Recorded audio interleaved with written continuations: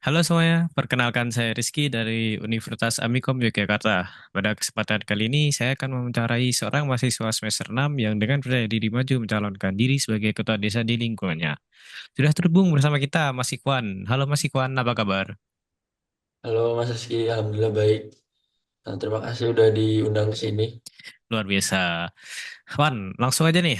Mahasiswa itu kan identik dengan tumpukan tugas, begadang, kegiatan net kampus. Lalu, apa yang memicu kamu untuk terjun ke dunia yang biasanya diisi oleh generasi orang tua kita ini? Ada momen spesifik yang kamu bikin berpikir, wah, saya harus jadi RT nih.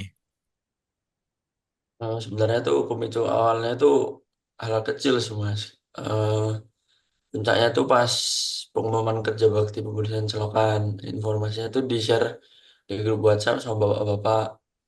Terus diterusin ke grup ibu-ibu. Nah, saya sama teman-teman seusia saya tuh banyak yang nggak tahu hasilnya. Yang datang kerja bakti ya cuman bapak-bapak sama ibu-ibu itu lagi. Kami yang muda kayak dianggap nggak peduli padahal kami tuh nggak ada yang tahu ada informasi itu. Nah dari situ saya sadar ini bukan soal kepedulian tapi soal jembatan komunikasi yang belum ada. Oh, jadi masalahnya itu di penyebaran informasi. Itu jadi landasan utama kamu ya. Lalu, solusi konkret apa yang kamu tawarkan untuk menjembatani ini? Betul, dari masalah itu saya merancang program unggulan pertama yaitu RT digital. Ini bukan berarti semua harus jadi canggih ya, tapi lebih ke efisiensi. Kita akan buat satu pusat informasi resmi, bisa lewat WhatsApp atau lewat akun Instagram ya Mas, yang terkelola rapi gitu. Terus nanti semua pengumuman bakal di-share di sana kayak jadwal siskamling, berita duka, sampai laporan keuangan kas RT itu bisa transparan gitu. Nanti bakal di infoin di sana lah gitu secara rutin. Oh, oke, oke, menarik. Bagaimana dengan layanan administrasi, misalnya bikin surat pengantar yang sering dibutuhkan warga? Nah, itu juga bagian dari RT digital. Kita bisa buatin Google Form sederhana. Warga tinggal isi data dari rumah, kirim. Nanti kalau sudah jadi akan diinfokan. Tinggal diambil, jadi nggak perlu bolak-balik lah ke rumah saya atau sekretaris RT. Lebih hemat waktu untuk semua. Tentu cara konvensional dengan datang langsung tetap dilayani. Ini cuman kayak alternatif gitu biar mempermudah. Oh, oke. Itu dari sisi administrasi dan komunikasi, sangat solutif. Tapi RT kan butuh bukan cuma itu, ada sisi sosialnya juga. Apa ada program yang menyentuh ke sana, terutama untuk teman-teman seusiamu? Ada Mas, jelas. Buat program unggulan kedua saya itu ruang berkarya warga muda. Saya ingin Karang Taruna di level RT ini tidak hanya hidup saat 17 Agustus, Mas. Kita bisa buat kegiatan rutin yang bermanfaat. Misalnya kayak sebulan sekali nanti diadakan workshop singkat. Cara membuat CV yang menarik. Nah, itu kan bisa jadi pelatihan fotografi, em, bisa jadi pelatihan gitu buat ya anak-anak muda di sini lah gitu. Biar nanti mereka tuh paham lah gitu cara bikin CV yang menarik.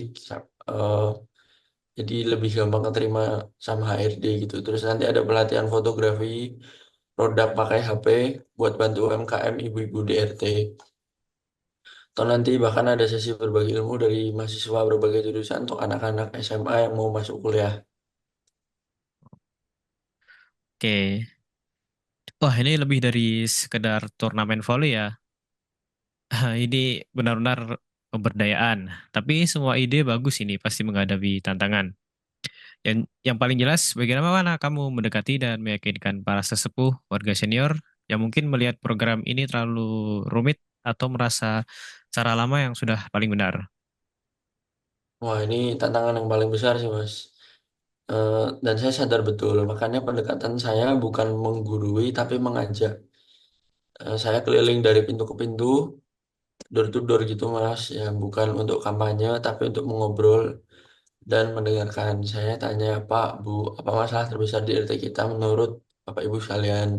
Setelah mendengar keluhan mereka, baru saya ceritakan ide saya sebagai salah satu kemungkinan solusi. Oke, jadi cerap aspirasi dulu ya.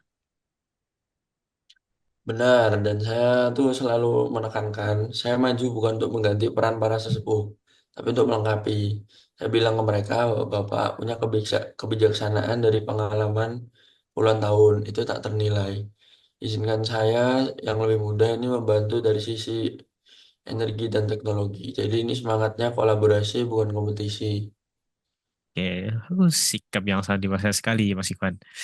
Oke, sebagai penutup, apa pesan yang ingin kamu sampaikan kepada seluruh warga di lingkunganmu dan mungkin juga anak-anak muda lain yang mendengar ini?